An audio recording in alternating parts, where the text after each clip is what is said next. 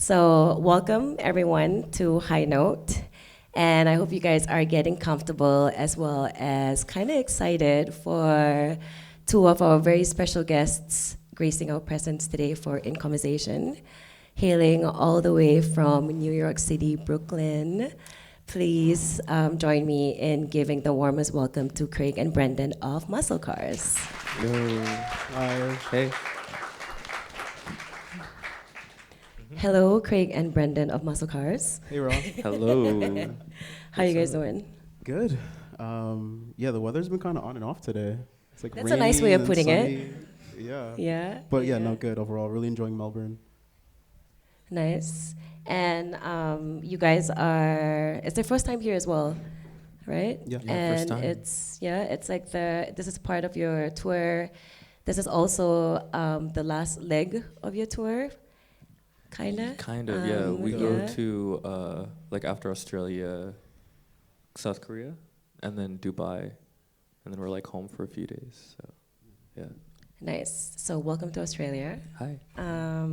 You guys have been to Perth, Sydney, and I guess Melbourne. Melbourne. I see a few familiar faces here who are at 24 Moons, and I think we can all attest to how amazing the energy was. And cue applause, cue cheers. Thank you. Thank you. It was cute, Thank you. And you had a lot to do with that as well. right? Oh, thank you. It was Yeah. my first time there as well. What's so funny? No. Yeah, it was so much fun. And like it was also my first time there as well. Like so it was as much of a surprise for me. I actually had like a very like anxious dream before where everything wasn't going well, like the speakers weren't working. Oh, no. But when I got there it was fine. And then like I actually hit my head Yeah. on the speakers like really bad. Oh, no. I felt like it was the speaker's way of telling me like In told you. the, in the dream or in real life? No, in real life. Oh, yeah, and I was like, oh, and they were like, Oh, no. Okay. so it was amazing. So thank you for that. Yeah. Thank you. Yeah. And then maybe before we go into the hard-hitting questions, do you guys want to do a quick introduction of who MUSCLECARS are, just for the ones who are uninitiated about your game and lore? I'm Our Brandon. Craig. We are DJ, producer, label people, cutie pies, and we're from New York City, born and raised, and yeah, just like really passionate about this thing here. So Yeah. yeah, to keep it brief. Nice. Yeah. I think there's a lot more that we can add to that roster of who you guys are, but we can go into that later. Sure. Shall we maybe talk about your album? Yeah. Yeah? Yeah. Sugar, Honey, Iced Tea. I'm not sure whether anybody here has like listened to that, but it's been critically acclaimed and lauded by DJs, peers in the industry. It was everywhere on my feed. Right. And, you know, like, I think it was released during the summer in May. Came out in May. Yeah, May 17th. Yeah, and that's when you started your tour as well. And yeah, I feel like Haya was the track that is undoubtedly the anthem of the summer. That and like Tanisha's Nasty Girl. Both were like, na na na nasty Right, girl. yeah. Both are bangers. True. Both are bangers, In I a have to different, say. yes. In a Yeah, different way, yeah. But I'm like, I'm on the right side of the algorithm, Right. so that was really Right. good. But yeah, tell us more about the creative process of that, and because I know it took you a couple of years for everything to come together, and yeah, talk us through it. Yeah, we think we were like probably mid-20s and decided, yeah, definitely want to have an album out by the time we're 30, or just like finished by the time we're 30. And so probably started seriously with demos during lockdown, and it kind of took shape. At the same time we were setting the intentions of it, we had the little bits and pieces of like what we wanted everything to sound like. We had the inspirations. We made like a playlist, and we listened to a ton of music beforehand. And from there, yeah, started writing like the lyrics, trying to figure out who we wanted to feature, who we wanted to play on the album. And 3 years later, had like something to show the label, BB. Yeah. I'm sure you have stuff to add on, but. Yeah.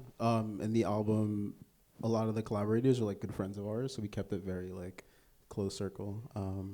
Like Natalie Greffel, who's on Haya, close friend of ours, that we met just on Instagram. Our friend Kamal is like a barista at the Lot Radio.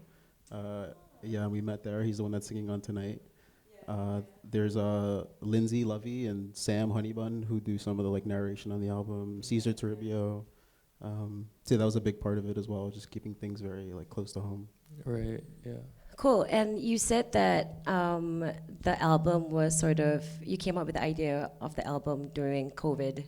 Do you think anything would have changed if it wasn't COVID? And like, I don't know, maybe the process would have been different where you would actually be, you know, doing more physical time in the studio rather than just online DMing or whatever, you know? Right. I feel like we would have been like playing more. I think COVID really allowed us to like just have the downtime. And like literally we couldn't do anything, you know, like there was no parties. And I remember that year, we were gonna do our first international tour in 2020. So I feel like we would have been playing more and it still would have happened, but maybe I feel like COVID definitely like expedited it. True, yeah. I feel like we were just like stuck at home. And like we also don't have a studio. It's like all like our living room. But yeah, we were just like in the crib, like making music for that year pretty much. Cool. And just on with the collaborators, you know, I feel like you guys have established a lot of like good relationships with pretty high profile collaborators, you know, for example, like with the Double Honey LP, Double Honey remix, pack, yeah. Word. So that one has like, you know, Louie Vega and Maurice Fulton, who's actually coming in a couple of weeks. So that's quite timely.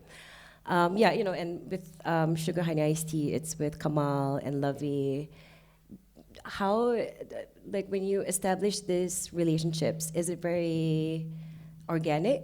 I guess being in New York makes a lot of, you know, difference, and definitely helps with establishing. So, is it like organic, or do you actively sort of like seek out these relationships for collaborations?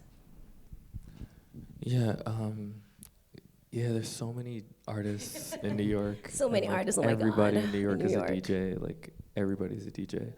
And so it would probably make it a little weird to try to network in that way. And I feel like with collaboration, it's such a sacred thing that you can't really do it with just anybody anyway. Like we get a lot of messages and emails and stuff about like collaborating. And these super talented people, no disrespect, but I feel like you have to have this like bond and this trust to be able to work with somebody in an intimate way like that. All of these people have been like long-term friends before. It's like very like deep connections before we like got into the studio to do anything. Anything to add, Brandon? I think that is a big part of it, is like having this connection, not things being, we never really try to like seek out people in this very like transactional way. You know, I think having like a really natural connection is important for sure. And I think you hear it in the music too, you know.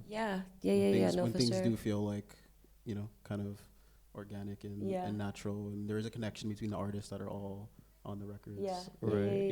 I think that like to collaborate with somebody, there's like a really beautiful stuff that could happen, but it could also be like really trash. You know, you could just sit there for like hours, like trying to make a chord progression and it sounds really horrible.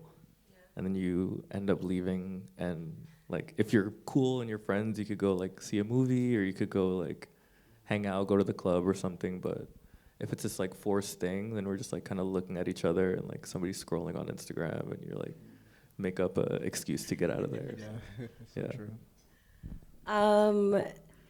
Tell us how you got into music, because I know that music is your thing now, but you know, we were speaking earlier and you were into fashion. I guess you also went into fashion, and then tea, as in tea. Brendan's a tea enthusiast, by the way. But I can let you take the floor Right. and tell them. But yeah, so I guess, I don't know, was it like childhood? Has it always been embedded in your experience growing up? And yeah. Yeah, I feel like it's always been there. I think in New York, like hip hop was a big thing. So like, yeah, before dance music, it was like the Diplomats, like the Locks, whoever else was out at that time. And then yeah, dance music came in high school, through like I remember Daft Punk's Homework album.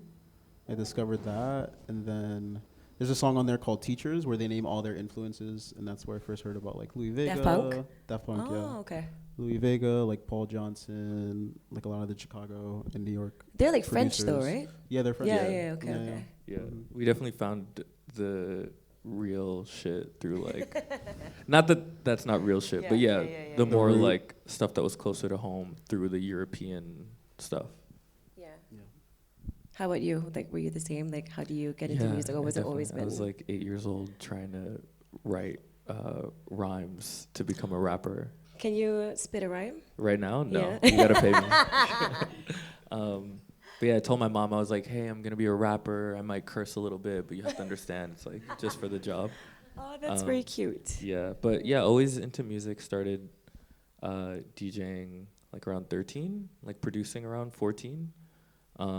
Like picking it up, putting it down, different like instruments and stuff, but never like super consistent until like probably like our 20s, I'd say. So, I guess starting out with music for you guys was very much the interest in the beginning, you know, like. I always see in every high note video, there's like a There you go. siren Yeah, passing yeah. by. It's That's all tight. planned. We're like, hey, at this Right. time, come here. Sorry. What were we talking about? Like, oh yeah, like getting your interest into music. So I guess being a fan and having that, you know, genuine sort of like love for music. And then, would you say? So I guess like rapper, and then DJ, and then producer, and then yeah, what's the timeline like? And then I guess event promoters. Would you say, or like punter? Yeah. Yeah. Yeah, for me at least, DJing first.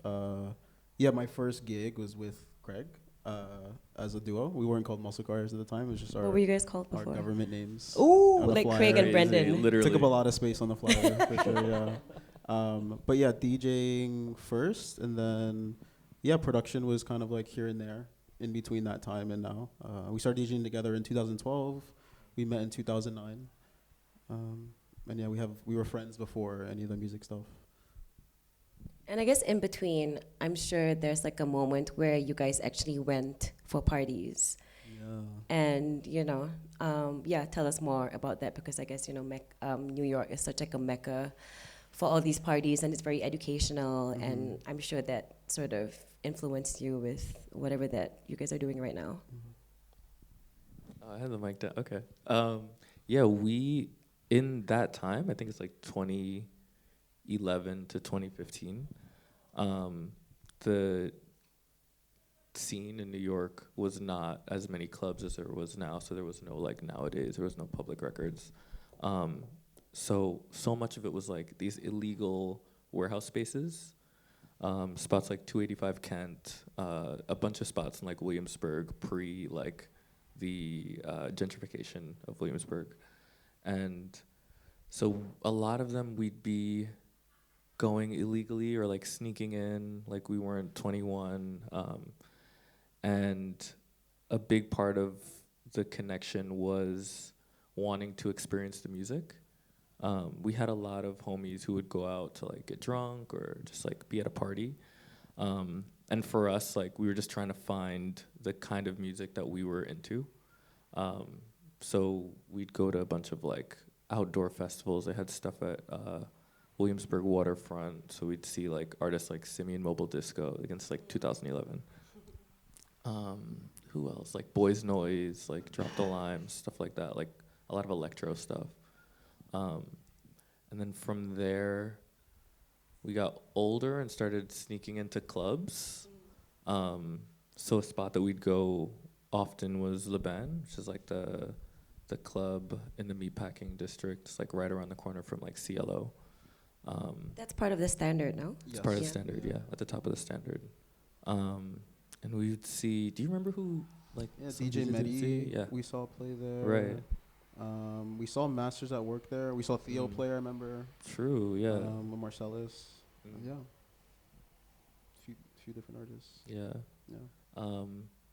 Yeah, and then from there, I remember once we turned 21 and stopped having to like sneak into these clubs, we'd go to Output a lot, and yeah, would do CLO as well, like Francois K's party, Louie Vega's party, but there weren't many clubs to go to, and we were still trying to find like this sound that we were inspired by.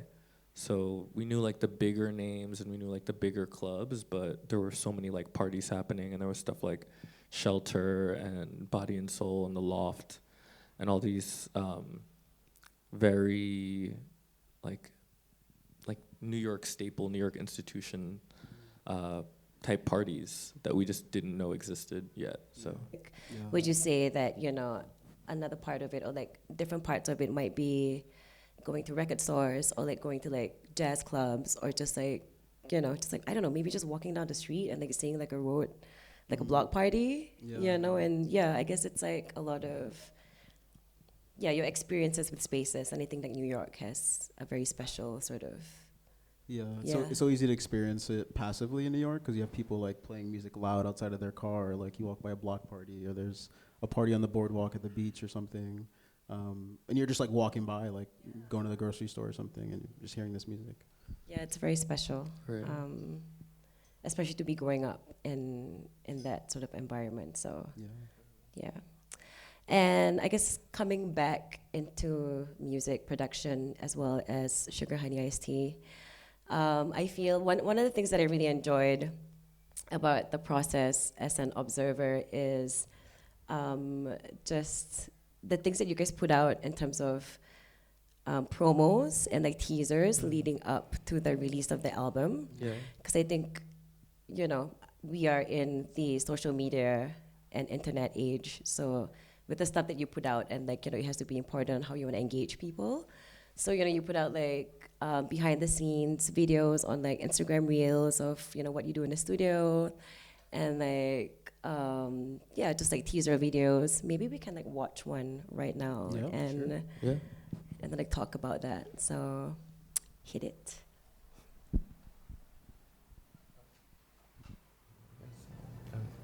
Boy, go get dressed. You know we have to be there early.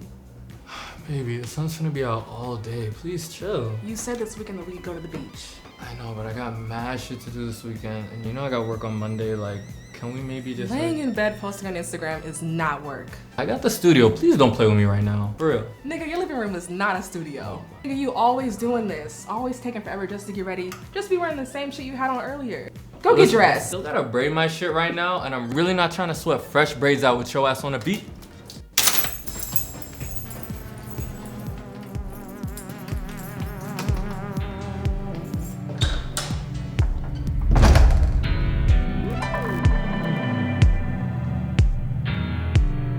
Brandon's just like, what happened? Like, what did you do now? It's always Brandon. He's like, what did you do now? How much water was in that cup that Carly threw? She threw that at me like 3 times. Crazy. Yeah. So why didn't you just get changed? 3 takes. Why didn't I just get changed? Why didn't you just get changed and go to the beach? Why did you have to like... Cause it's like I think the video, it's like a funny like teaser video about the album. Yeah, I like that. But like realistically, it's like, I actually am trying to, and I think this is for both of us too, like trying to connect, trying to make everything happen, have all these experiences, but then like there's also so much other shit going on, and we also like, damn, I'm trying to finish an album, like damn, I'm trying to like go check in on like my family, damn, I'm trying to like go on a date or something. And trying to make it all happen, and then like it's also like none of it is really happening in the way you want it to, but that's life.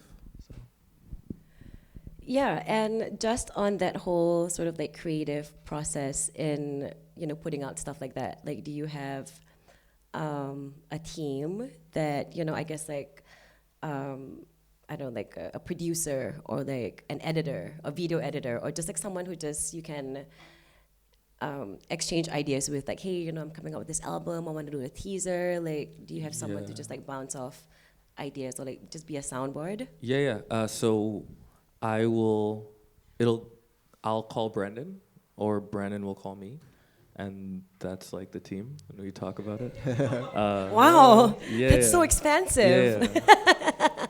But like, okay, tell us who was part No, of that. I'm kidding. And But then who produced? Yeah, who it was the team that did starts the with it starts with us, of course, and then we just like we were talking about with like the music collaboration, we like to work in this other world with like people who are close to us, so like friends. So like a close friend of ours, Anthony Jamari Thomas, directed that teaser video, and we came to him and he was like, "This is a concept. This is kind of how we want to work it, and then if you could just like freak it in the way that you do." And I think he did like an amazing job. Like the color looks great. Like the lighting is, everything is like really how we wanted it.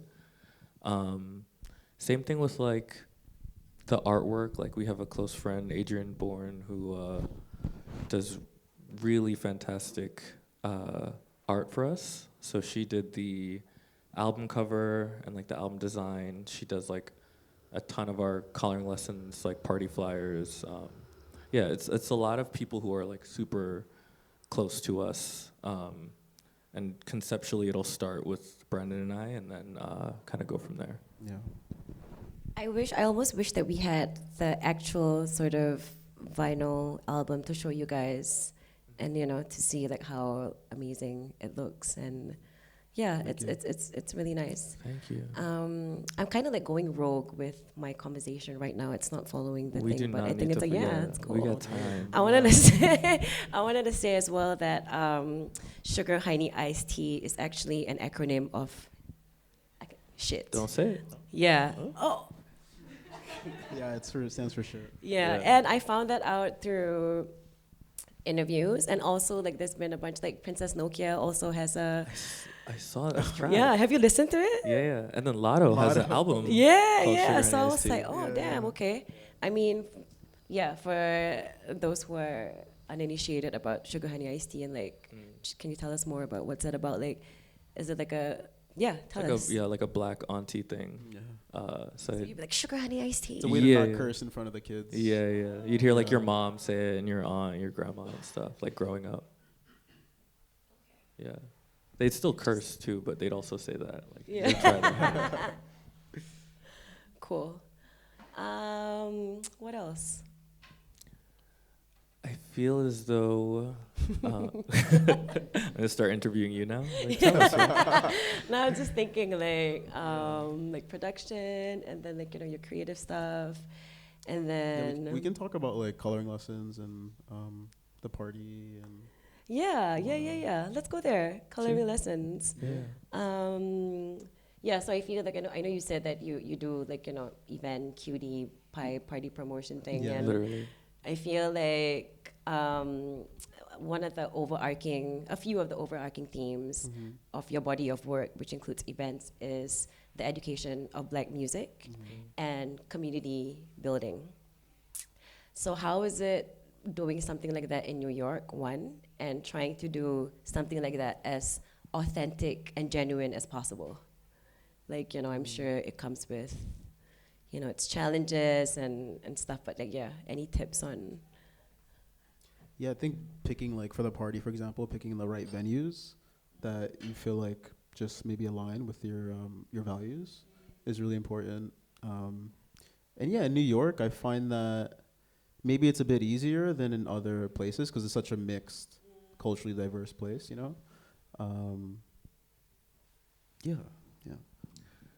Yeah, I think that there's so many factors that can go into like what makes it the way that we want it to be. But I think like just setting the intention, like, okay, we want to educate like this generation on the kind of music that we're super inspired by, and the kind of music that we feel is like the real thing, not like the watered down, like commercialized, part. And so from there, we kind of work backwards. Okay, like where should we throw this party? What's like the space that it should be in? Is it safe for the people who we know are like connected to us and connected to the party and connected to the community?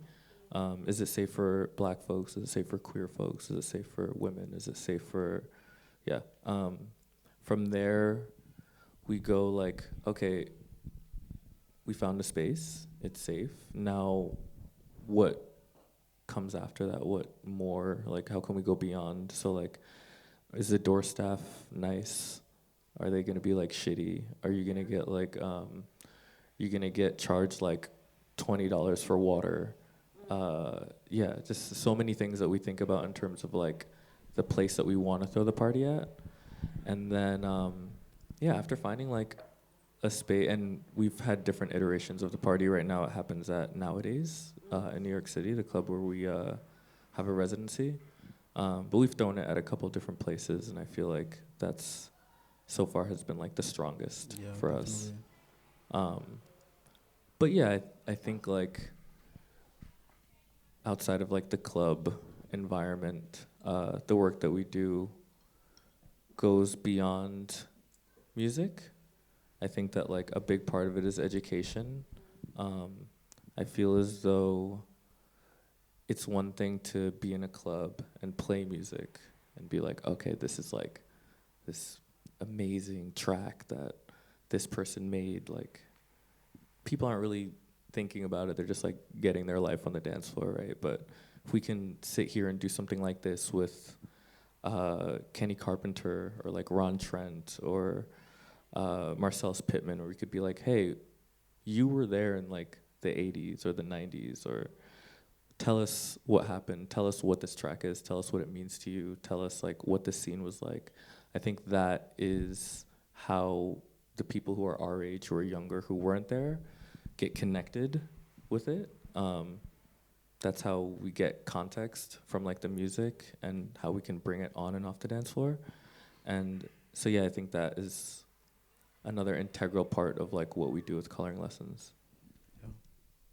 Yeah, and just on that as well, just like having the luxury and the luck of having connections with all these profiles, and understanding of what was, we could say, the golden era of New York's music environment back then.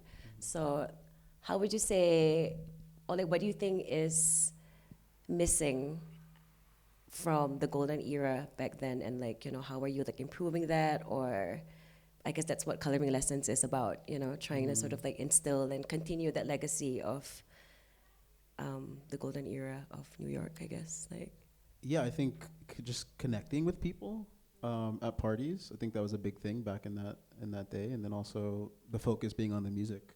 I think I feel like everything else is just kind of like hard to back then. They didn't have Instagram and iPhones, right? So like people were a little bit more present. So I think just kind of as long as those two things are like present, I think it's kind of as close as we can get. I think everything else, just we live in a different age, so. Do you have any rules at your parties, like no flash or no phones or nobody behind the console, or any specific sort of like things like that? The behind the console thing is so weird. I know. Right? Oh my God, I It's like, hate. what are you doing back here? What are you doing? I mean, I don't back hate. here? Like, like what are you doing there? Like, unless if you're giving me a tequila shot or like something like. It sounds better on the dance floor. Yeah, it sounds so it's better on the like, dance floor. Yes. There'll be like, I've seen So- rooms where there's like nobody in the crowd. Yeah, and they're all like behind. 7 niggas on the like it makes no sense. Some So- girl at the I forgot what city it was in Australia, and we were in a DJ booth like probably this big. Okay. It was like CDJs, turntables, Yeah. and there's like a little rope. And somebody's like, "Hey, can I come in here?" And I'm like, "Yeah, are you okay? Are you safe?" Like, she's like, "Yeah, I just wanted to like Yeah. Vibe, yeah. I'm like, what are you talking Yeah, about? I feel like it's yeah, For real. like no, like no, I, you can't come in I was just here. so confused Like because, like, why would you? yeah, and I feel like maybe it's the whole it's a difference of like cultural era that we're in, you know, and I guess it's like the Right. whole boiler room thing as well. Exactly. That sort of yeah, and and there has also been a lot of like discussions about how the DJ console should be like decentered, you know, that there shouldn't even be a DJ console, and which I think is kind of taking it a bit too far because I feel like being a DJ is sort of like a energy exchange. You know, like you have to Yes. like read the room. You have to see Yeah. like, hey, you know, that guy wants to be behind a console, but he shouldn't be. I should make him dance here. You know, so it's just like, yeah. What are your thoughts about that? Because I think one of like something about the discussion was that Larry Heard used to not like that and just like do a DJ set like in a separate room while people were just listening to his music. There were So, there were a yeah. lot of clubs in the 90s, early 2000s where the DJ booth was like off to the side, or you couldn't see the DJ. And I think decentering the console, not necessarily to the extent of like putting it some back room or whatever. Like I think it's still important for that connection to happen.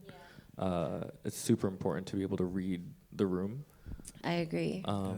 But yeah, I think that we really need to somehow, as like a collective, so DJs as well as like dancers, need to like de-prioritize the DJ as like the central focus of the party. I think there's no reason why like we should be looking at the DJ. I feel like it's such a boring thing to look at, just somebody like trying to, you know what I'm saying? Like it's not a band, it's not anything like magic happening that you'll be seeing with your eyes. It's everything is like you're hearing. So Yeah. So no, like, do you have any like specific rules at culinary lessons? Like, I mean, I guess like the most basic thing is like, you know, make sure that it's a safe space, and you know, if anything happens, like you can just like come to us and all that stuff. But any other specific rules that you just like implement, like, you know, no phones no on the comments. dance floor. If you need to use your phone, step off to the side. I think it's less about rules and more about etiquette. And I think that like a big thing at the party is you're coming into a space where everybody's very mindful of like dance floor etiquette. Yeah. And so you're not gonna come to the party and somebody's gonna like be just leering, staring at you, or nobody's gonna like touch you inappropriately, or like, nobody's gonna be like taking a big flash video and like this whole kind of thing. I feel like training your crowd and your audience, like following suit and doing what you'd want and like what you'd how do I say, as in like doing what everybody else is doing, like following suit in this kind of space, is how we kind of train our crowds. I don't think that it's like, oh, these are the rules, like follow them or you're getting kicked out.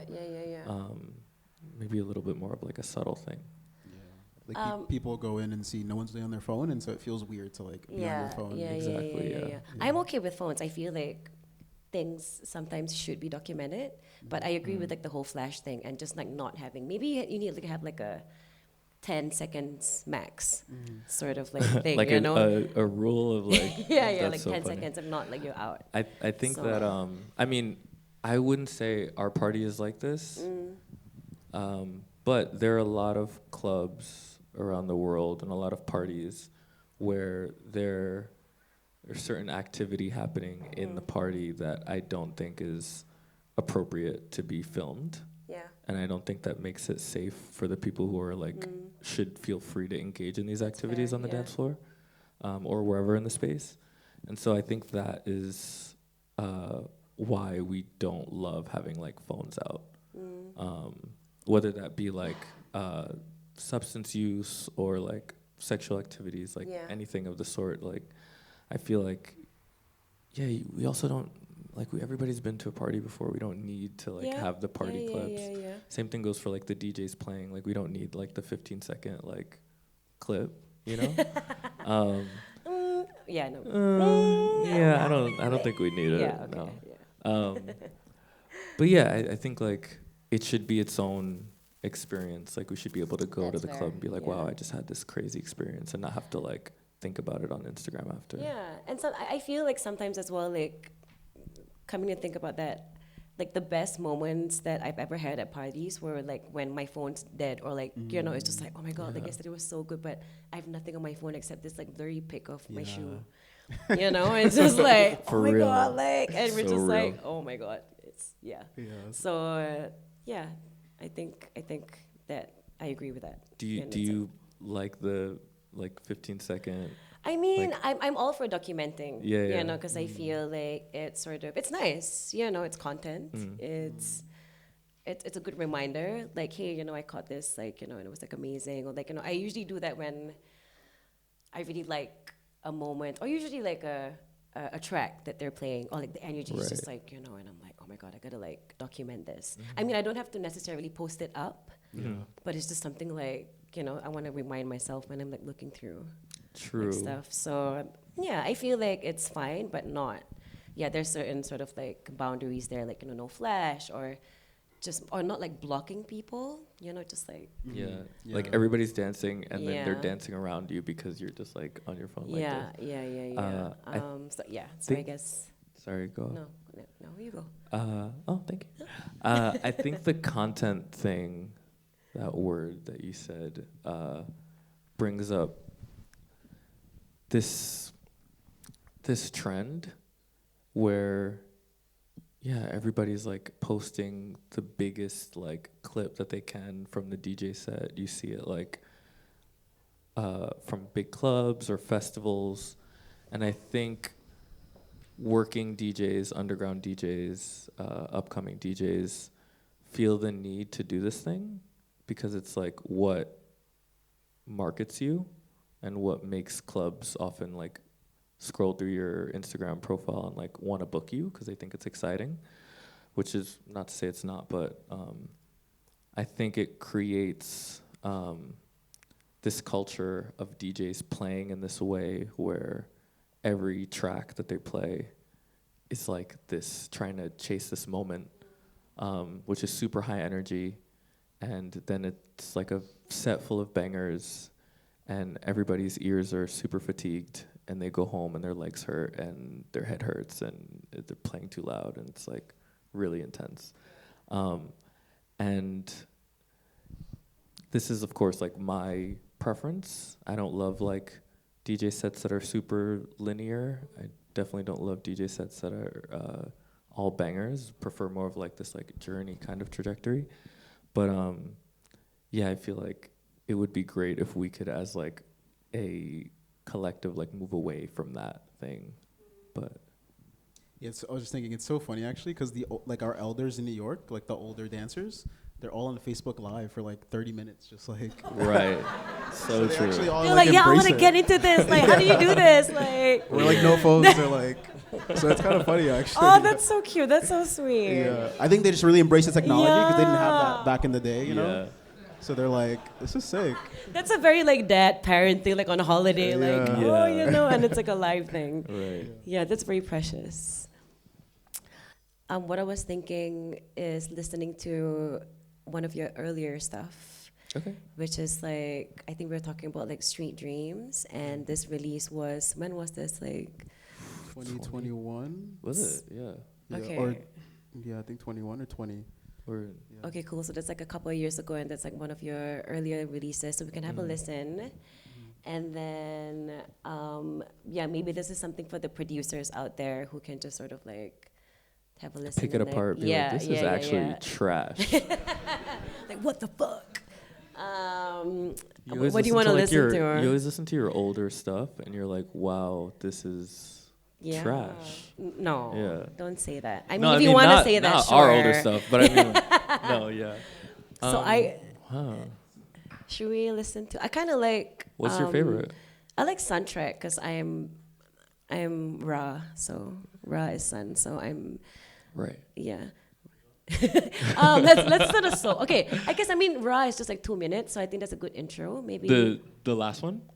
no, the first one. The first one? Yeah. They're both Soundtrack. Yeah. Yeah. Part 1 and part 2. Yeah. Oh no. Oh no. So this is like the short.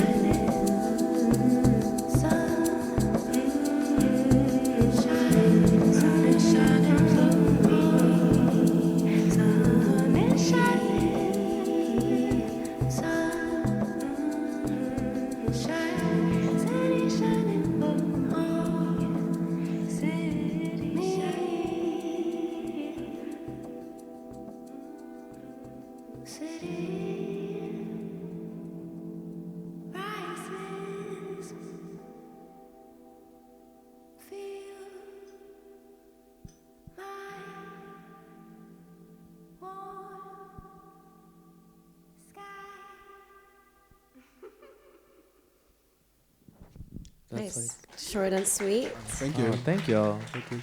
It's like we made that to be like the intro and outro Yeah. of like that EP.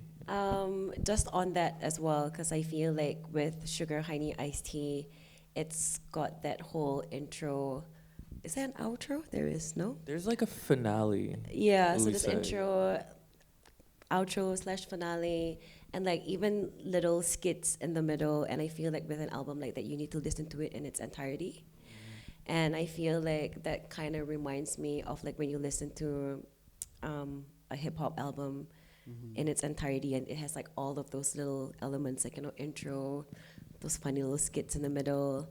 And would you say that's an intentional thing that you did when you do records like, for example, like Sweet Dreams or Sugar Honey Iced Tea? Like, Yeah, I think that all our releases have been in this way, where it's like you're supposed to listen to it from start to finish, and especially doing a full length, which of course we're super inspired by like hip hop albums and like R&B albums. So this was definitely like an intentional thing, but yeah, I think like doing it in a way where it tells a story, and you can hear the different parts of the story like throughout. Like you could hear also the way that like the first track connects with like the third track, or the way that like the sixth track flows into the seventh track. Like I think it's yeah, I think that this thing is like a very intentional thing that we tried to do, and hopefully like it connects with certain people. yeah, and I feel like that's what it is, like storytelling. And I feel like with the way that people listen and I guess consume music nowadays, it's just very like, oh, I can pick this track. Yeah. I can just Yeah. listen to this track on Spotify, or just like, oh, this little section on like TikTok, rather than listening, you know, putting on like a record. I guess that's what happens when you listen to a record, and you just have to listen to it in its entirety. So yeah, that's what I enjoyed about you know, listening. And It's also yeah, quite long too, and I think like yeah, this thing of like training your audience to sit with a track that's longer than like 5 minutes, to listen to a album from start to finish, rather than like try to find like the sped up like TikTok version. Like I feel like it's something that that is for us like is real, you know? I think like we set out to make a song and we don't really think about like what time it is, and then all of a sudden it's like, oh shit, this is like a 9-minute record. And hoping that people like listen to it the whole way through. And if not, that's okay too. But yeah, I feel like it's something that we want to see more of. And so, yeah, we try not to like edit anything down. We try to really have it be like exactly as we intended to.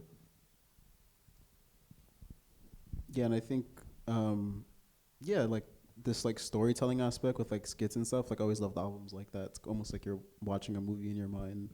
You know, it kind of helps you to get like, lost a bit in that world. Yeah. Cool. How you guys feeling? Good? Listen to some music? Yeah? I mean, so, sorry, I picked that Sun track, which is like the beginning of the song, but do you think something else should be played from that album that you think would represent production during that era, like soul or something? Yeah, it's like, see. Brandy, what do you? So the what are you feeling? Sun, and then,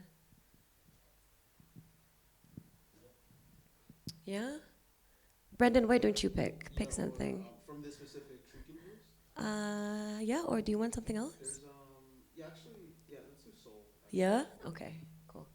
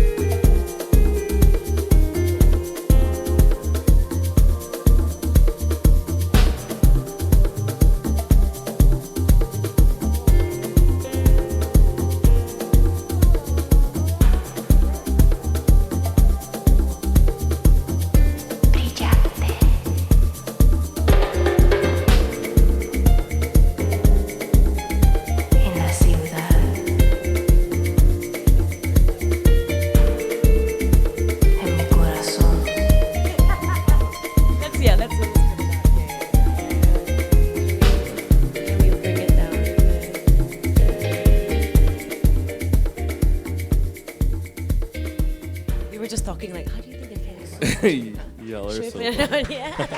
Thank you. Thank you. That was amazing. What a good note to end that on. Thank you. Thank you. Thank you so much, Craig and Brendan and High Note, Crown Ruler. Also to you guys for braving the rain and the cold to be with us here today. I hope you guys found this as insightful and inspiring as I did. My bladder's bursting, so I have to go right now. Go But ahead. stay around. They're going to be playing at Muscle Room. Music Room. Music Room. Muscle room. But it can be Muscle Muscle room. And then after is at mine. Okay, bye. Thank you. Thank you. Thank you.